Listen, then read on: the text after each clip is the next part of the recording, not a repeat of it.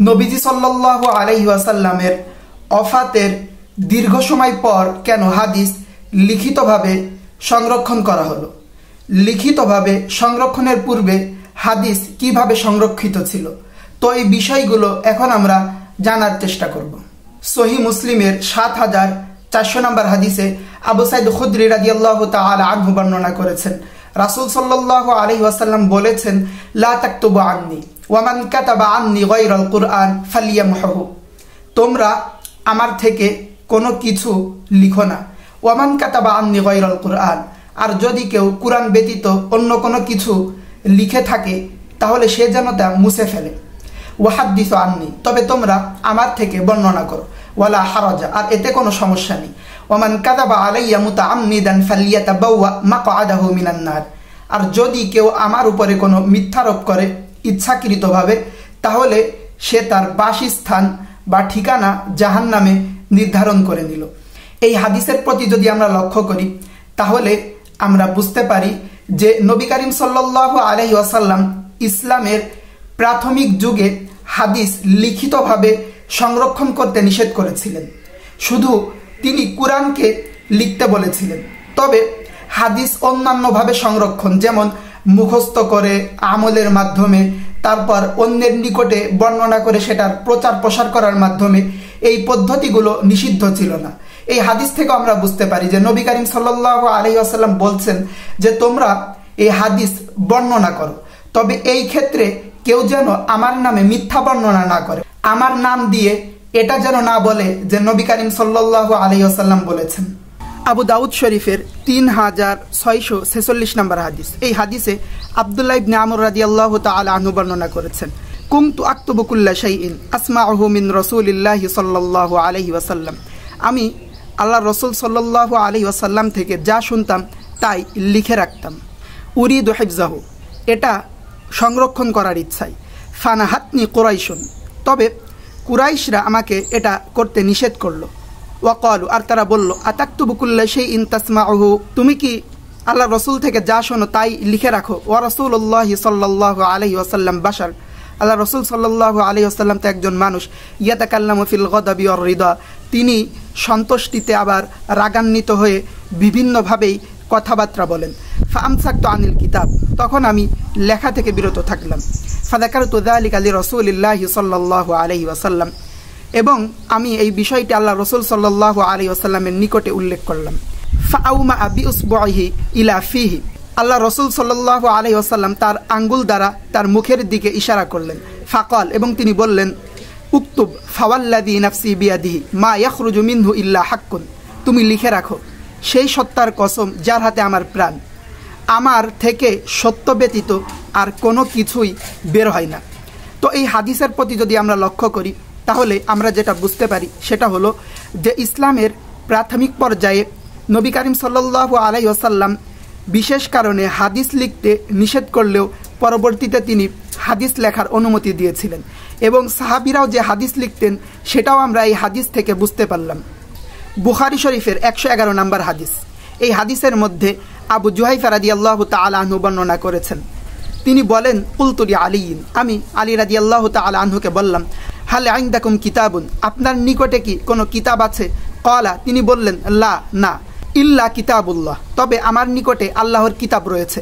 আও ফাহমুন উতিয়াহু রাজুলুন মুসলিমুন, এবং এমন জ্ঞান বুদ্ধি রয়েছে যা একজন মুসলিম ব্যক্তিকে দেওয়া হয়। আও মা ফি হাদিহিস সহিফা, এবং এই সহিফার মধ্যে কিছু বিষয় লিখিত রয়েছে। ক্বালা কুলতু মা ফি হাদিহিস সহিফা, তখন আবু জুহাইফা রাদিয়াল্লাহু তাআলা আনহু বললেন, আমি বললাম যে এই সহিফার মধ্যে কি লেখা রয়েছে? ক্বালা, তখন আলী রাদিয়াল্লাহু তাআলা আনহু বললেন, আল আকলু, ক্ষতিপূরণ, ওয়া ফাকাকুল আসির, এবং বন্দি মুক্তি বিনিময়, ওয়ালা ইউকতালু মুসলিমুন বিকাফিরিন, এবং কোনো মুসলিমকে কোনো কাফেরের বিনিময়ে হত্যা করা যাবে না। এই বিষয়গুলো এই সহিফার মধ্যে লিপিবদ্ধ রয়েছে। তো আমরা এই পূর্বের এই আলোচনা থেকে আমরা যেটা বুঝতে পারি, এবং এই উল্লেখিত হাদিস এইখান থেকেও, যে নবী করিম সাল্লাল্লাহু আলাইহি ওয়াসাল্লামের সময়ে হাদিস লিপিবদ্ধ করা হতো, হাদিস সংরক্ষণ করা হতো। সেটা কখনো লিপিবদ্ধ করে সংরক্ষণ করা হতো, কখনো মুখস্থের মাধ্যমে, কখনো সেটা আমল করার মাধ্যমে, অর্থাৎ একটি বিষয় সংরক্ষণের যত পদ্ধতি সেই সমস্ত পদ্ধতি অবলম্বন করে অত্যন্ত যত্ন সহকারেই হাদিস সংরক্ষণ করা হতো। পরবর্তীতে উমর ইবনে আব্দুল আজিজ রহমতুল্লাহি আলাইহি তিনি সরকারিভাবে হাদিস সংগ্রহ করার একটি সিদ্ধান্ত গ্রহণ করেন। এই সিদ্ধান্ত মোতাবেক তিনি বিভিন্ন স্থানে তিনি আদেশ জারি করেন যে নবী করিম সাল্লাল্লাহু আলাইহি ওয়াসাল্লামের এই হাদিসকে সংরক্ষণ করতে হবে। তো এই আদেশ মোতাবেক, এই বার্তা মোতাবেক তো বিভিন্ন স্থান যেমন মক্কা, মদিনা, সিরিয়া, ইরাক সহ বিভিন্ন অঞ্চলে হাদিস সংগ্রহ করা, তারপর হাদিস সংকলন করার একটি ব্যাপক উদ্যোগ গ্রহণ করা হয়। কথিত আছে প্রখ্যাত মুহাদ্দিস ইমাম ইবনে শিহাব আজ-জুহরি হাদিস সংকলন এবং সংগ্রহের কাজে হাত দেন, কিন্তু পরবর্তীতে তার এই সংগৃহীত এই হাদিসের গ্রন্থর এটার সন্ধান পাওয়া যায় না। এরপর ইমাম ইবনে জুরাইজ মক্কায়, ইমাম মালিক মদিনায়, আবদুল্লাহ ইবনে আব্দুল ওয়াহাব মিশরে, আব্দুর রাজ্জাক ইয়েমেনে, আবদুল্লাহ ইবনে মুবারক খুরাসানে এবং সুফিয়ান সাউরি ও হাম্মাদ ইবনে সালামা বসরায় হাদিস সংকলনে আত্মনিয়োগ করেন। তো এই যুগে যেই সমস্ত মুহাদ্দিসগণ এই হাদিস সংকলন করতেন, সংরক্ষণ করতেন, তারা মূলত দৈনন্দিন জীবনে প্রয়োজনীয় যে হাদিস এইগুলোকেই বেশি গুরুত্ব দেওয়া হতো, এইগুলোকে সংরক্ষণ করা হতো এবং বিশেষ করে স্থানীয় হাদিস শিক্ষা কেন্দ্রগুলোতে যেই সমস্ত হাদিস নিয়ে আলোচনা করা হতো, যেই সমস্ত হাদিস শিক্ষাদান করা হতো, এইগুলোই সংরক্ষণ করা হতো। তো এই যুগের সংরক্ষিত যে সমস্ত হাদিস গ্রন্থ, এর মধ্যে অন্যতম একটি হাদিস গ্রন্থ হলো মুয়াত্তা ইমাম মালিক, যেটা পরবর্তীতে অনেক ব্যাপক প্রসিদ্ধি লাভ করে এবং মুসলিম উলামায়ে কেরামের মধ্যে এটা অনেক গ্রহণযোগ্য হিসেবে বিবেচিত হয়। এর পরবর্তীতে ইমাম শাফি রহমতুল্লাহি আলাইহি এর কিতাবুল এটি অনেক গ্রহণযোগ্য এবং অনেক সাড়া ফেলে মুসলিম মনীষীদের মধ্যে। এখানে বিভিন্ন হাদিসের বিভিন্ন উসুল, মূলনীতি, ফিকহি বিভিন্ন বিষয় এখানে লিপিবদ্ধ করা হয়। তো এই ফিকহি বিষয়কে সাব্যস্ত করতে গিয়ে অনেক হাদিসও উল্লেখ করা হয়। তো এটা পরিপূর্ণ একটি শুধুমাত্র হাদিসের কিতাব সেটা নয়, এবং তার সাথে সাথে আরও একটি কিতাব, এটা অনেক সাড়া ফেলে, অনেক মুসলিম মনীষীদের ভিতরে অনেক প্রসিদ্ধি পায়, সেটা হলো মুসনাদে আহমদ।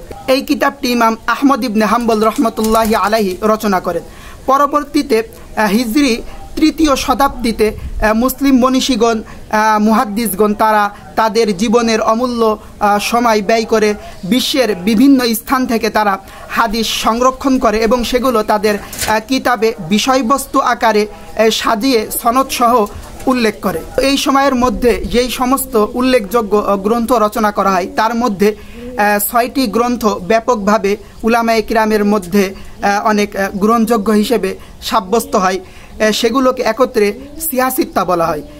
সেগুলো হলো ইমাম বুখারী রহমতুল্লাহি আলাইহির বুখারী শরীফ, তারপর মুসলিম রহমতুল্লাহ আলাইহির মুসলিম শরীফ, তারপর আবু দাউদ শরীফ, নাসাই শরীফ, তিরমিজি শরীফ, ইবনে মাজা শরীফ। তো এইভাবেই যুগের পর যুগ এই হাদিস সংরক্ষিত হয়ে নবী করিম সাল্লাল্লাহু আলাইহি ওয়াসাল্লামের ওই সময় থেকে এই আমাদের পর্যন্ত এইভাবে এই চলে এসেছে, যার বাস্তব রূপ বর্তমান সময়ে আমরা বিভিন্ন কিতাবের মধ্যে লিপিবদ্ধ অবস্থায় দেখতে পাচ্ছি নবী করিম সাল্লাল্লাহু আলাইহি ওয়াসাল্লামের এই মুখ নিঃসৃত বাণী অর্থাৎ হাদিস। আমরা যদি এই আলোচনার প্রতি লক্ষ্য করি তাহলে আমরা যেটা বুঝতে পারি যে নবী করিম সাল্লাল্লাহু আলাইহি ওয়াসাল্লামের এই হাদিস সব যুগেই, সব অবস্থায়, সব সময়েই সংরক্ষিত ছিল। সেটা লিখিতভাবে ছিল, মুখস্থ করার মাধ্যমে ছিল, বর্ণনার মাধ্যমে ছিল, তারপর আমল করার মাধ্যমে ছিল। তো একটি বিষয় সংরক্ষণের যত পদ্ধতি অবলম্বন করা যায় এবং যত যত্ন সহকারে সেটা সংরক্ষণ করা যায় এবং যত সতর্কতার সাথে সংরক্ষণ করা যায়, সমস্ত পদ্ধতি এই হাদিসের ক্ষেত্রে অবলম্বন করা হয়েছিল। এই সংরক্ষিত হাদিসই বর্তমান সময়ে আমাদের নিকটে এসে পৌঁছেছে।